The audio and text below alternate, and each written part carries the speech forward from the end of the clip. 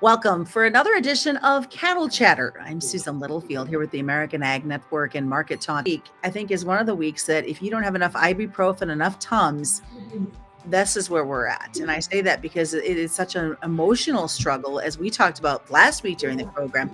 But there's so much he said, she said going on as well. Brad Kooima joins us, of course, with Kooima Kooima Varilek out of Sioux Center, Iowa. And let's start there because we've got the ag secretary saying one thing. I shared that audio with you from her and my conversation just last week. But then on this flip side, we've got the president. And the president is saying, I want these borders to be opened up.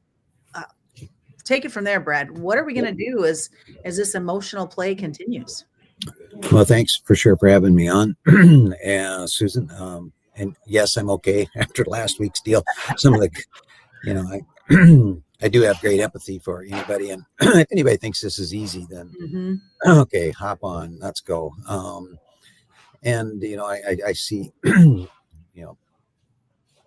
part of my goal here is to be helpful to customers. Okay. To have some comments that you can use to help make better decisions. Yeah, it's pretty difficult right now. I think you gave a nice little lead in there. Specific chatter about the Mexican border, and it's part of a broader theme. It seems to me. A couple of weeks ago, when President Trump said that he thinks beef's a little too high, and for the sake of the consumer, he wants to get it lower, knowing. Or thinking I know at least a little bit, what we can expect. Typically, he does do what he says he's going to do. And typically, he's a sore loser. So I think that there's a worry in the marketplace that, okay, Argentina tried that. Is that enough to move the needle? I don't think so. And I don't know of anybody that really does. Okay, we've heard now, for several days that the meetings went really well with the Brazil thing, and they're going to roll back those tariffs, which we don't know why they went on in the first place. I don't anyway. Well, I know, but that's not a great reason just because they're in a feud about how he treated the ex-president. So, it seems to me like we're waiting for that, announcement, by itself. Is that really a big factor for what live cattle ought to be worth? I don't see that it is. I think that potentially it would change the price of ground beef because you'll get more of it. You'd be able to blend more of it. And so, theoretically you would. So the girl in the room is the topic you talked about. What about the Mexican border? And, and even that, frankly, if if that opens tomorrow and it's not gonna, you're still not going to change the available supply for maybe upwards to 6 months. Certainly not in the shorter term than that. I don't expect they're going to export fat cattle. I think they'll export feeder cattle when it opens, which, the narrative has changed from all this, well, we got to protect the American cow herd and we got to, because it's going to ruin baseball and apple pie if we open up the border. Now it's like, well, we don't have a date yet. Okay. We're not ready yet. So, the narrative has switched from whether it's going to happen to now it's when it's going to happen. So, yeah, I think the market is tired. And so what happens, and I've said this over and over to the point where it's just boring to keep saying it, but if you guys don't think that uncertainty is bearish, then you are asleep. This is exactly what's happened here again. Uncertainty creates an environment where the long speculator says, hey, you know what? I'm sitting in my office in New York. I don't need this. I don't need to try to outguess what's going to be the next statement coming out of Washington or somewhere else. The fund manager that's handling millions of dollars, he's kind of like, whoa, wait a minute. This is nuts. Feeder cattle just went down $40 since Tuesday.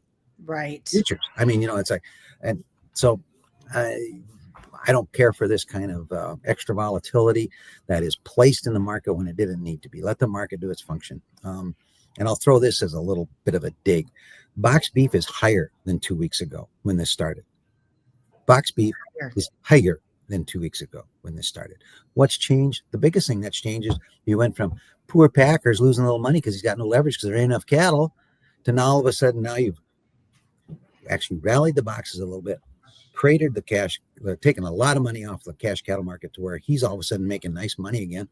And what good does that do to lower the beef price for the consumer? It's just, let's get through this deal. Let the news out. Let the market assimilate it. We're still going to have tight numbers of cattle going into the first quarter. So we'll see. Sorry for my rant. No, so the secretary made a point to us that there's like 255,000, give or take, cattle that are waiting to come across the border into Texas feedlots.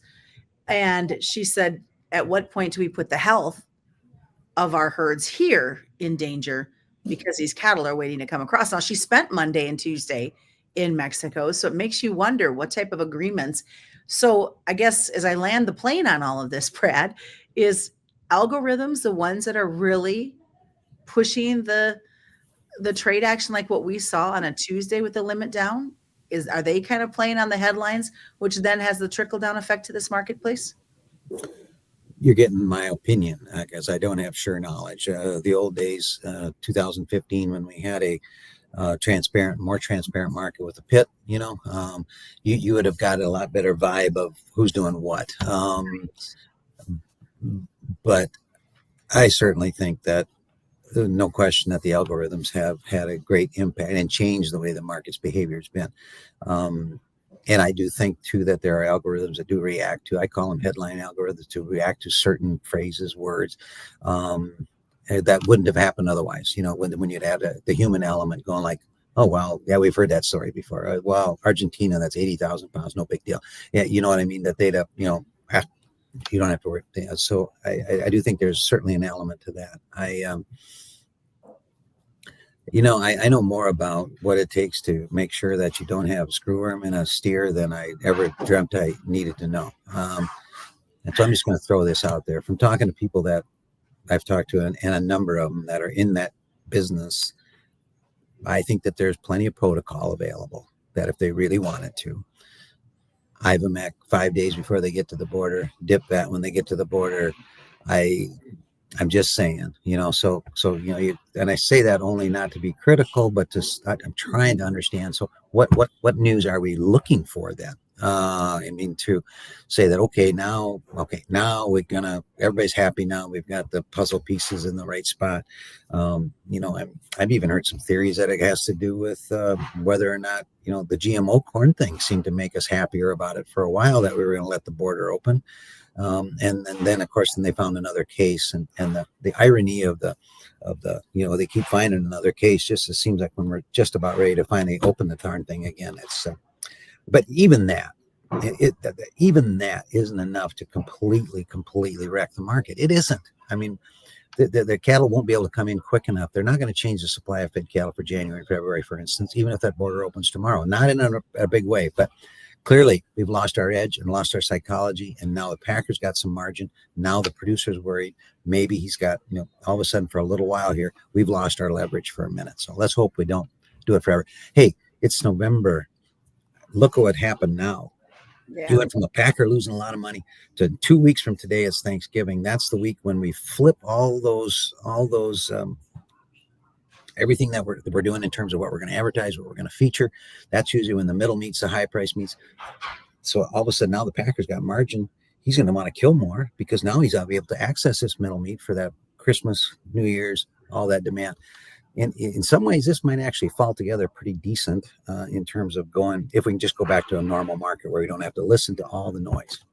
I was going to ask you that. What is it going to take? I mean, obviously, government shutdown, cautiousness that continues with the feeder cattle.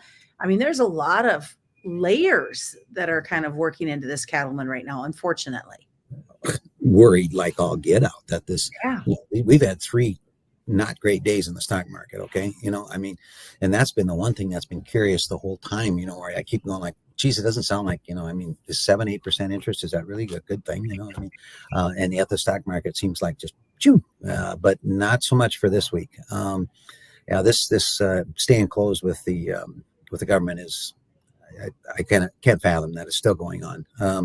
And you're getting repercussions from it too. I mean, you're hearing some of these chips away at the economy, if you want to call it that. So that could be a potential problem. Hopefully hopefully, my goodness, cooler heads prevail and we get something going. I mean, the lack of the SNAP program, that does impact beef directly, by the way. And so hopefully we can get some of those issues resolved. Hopefully by next week, we're not talking about that anymore, I hope. Oh, no kidding. So then let me ask you this. The Supreme Court, Trump had his lawyers in front of them. How do you see that, depending on which way they rule and when they finally rule? How do you see that weighing on the cattle industry, knowing that there's all this tariff talk between Argentina and Brazil and the United States? I'm a little afraid now. There's some circles. So yeah, once you've done what I do for this long, you've got your kind of your network of friends and different friends for different topics. If I've got a grain question, of course, I talk to different people than when I have questions like this one. There are some that are quite worried about this. Now, I would say this, they've heard the arguments. The Supreme Court is hearing the arguments or heard the arguments about whether or not President Trump has the legal ability to do these blanket tariffs. For instance, the first one that comes to mind would be that last 50% tariff on Brazil, and many others. I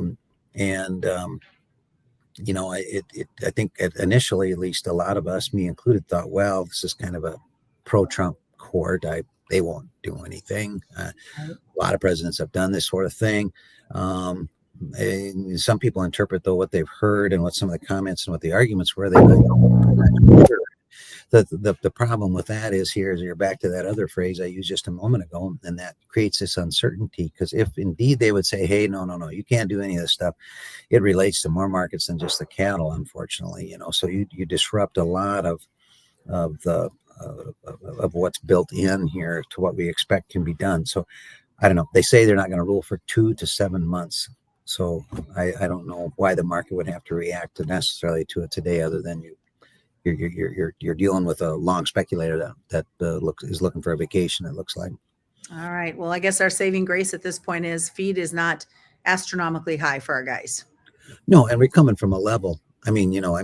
Guys, futures markets are emotional. I hope we're in this going too low phase, because it goes too high and then it goes too low. And then, do I think that there's fundamentals that justify being able to have 230, 240 cattle in the first quarter? Absolutely, I do, and fed cattle are 217. So we're not there. I hope we're in that. Okay, now we're overreacting. Now let's stabilize the cash, which I believe that's what we have to look for. Let's see if the demand kicks in, Packer kills some more, cash stabilizes, and then we can go ahead and make the announcements. Let's get it involved. Let's get it in the marketplace so we can get on down the road. Sounds good to me. What's the best way for folks to get a hold of you guys? No, just kidding. No. We'd rather have you call us, but kkvtrading.com is our website. Then the phone number is 712-722-0023. All right, folks, that's another edition of Cattle Chatter. The views and opinions of this program are those of the hosts, guests, and callers. There is substantial risk of loss in trading futures and options, which you should carefully consider prior to trading.